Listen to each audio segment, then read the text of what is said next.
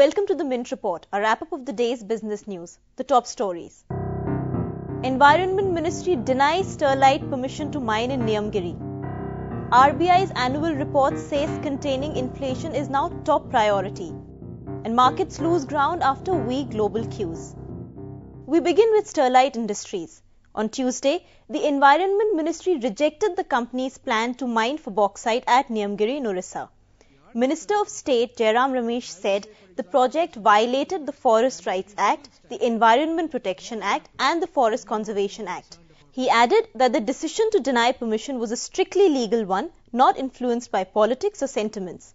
Tuesday's move was influenced in part by the NC Saxena report.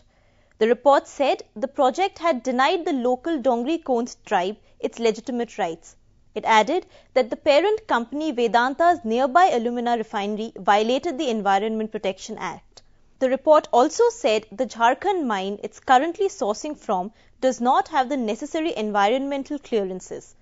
And stocks of Sterlite Industries lost 4% on the BSE on Tuesday to close at 152 rupees and 40 paise. Meanwhile, there's another possible setback to Vedanta, this time in its bid to control Cane India.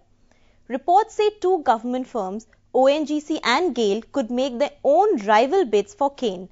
Earlier, Vedanta had offered to buy up to 60% of Cane India in a deal worth up to $9.6 billion. Stocks of Cane India shot up 3.16% on the BSE on Monday to 354 rupees and 20 paise. And in other news, the RBI's latest annual report has made it clear that containing inflation is a top priority. The report said high rates of inflation were causing a fall in the real incomes of many Indians, cancelling out the gains from economic growth.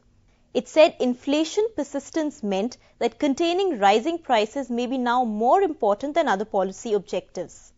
India's headline inflation figure, the wholesale price index, rose at a lower than expected 10% in July, though that number is expected to be revised upwards when new data comes in. Also on the economy, the Commerce Ministry says India's trade deficit is a cause for concern. On Tuesday, it projected the deficit for the current fiscal to reach at least $120 billion. In July alone, it stood at nearly $13 billion. And finally, here's how the markets did on Tuesday. The Sensex lost nearly 100 points to close at 18,312, and the Nifty lost 38 to finish at 5,505. And that's all we have for you. Thanks for watching.